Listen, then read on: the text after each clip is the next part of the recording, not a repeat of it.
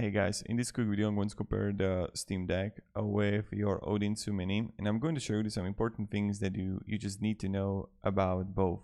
So Odin 2, if you want to go for it, you want to go for Mini, is really good for anything Android, right? That PS2, GC and streaming for this like Odin 2 Mini can be effective.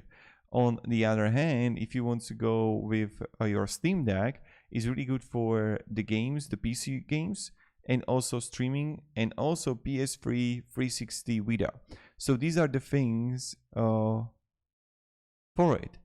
Now, these are like the biggest difference because it's really hard to compare both of these when they have a different purpose.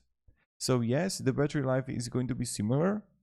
The performance, I can really say like which one is better in what, and also on the battery life it depends what kind of game you're playing.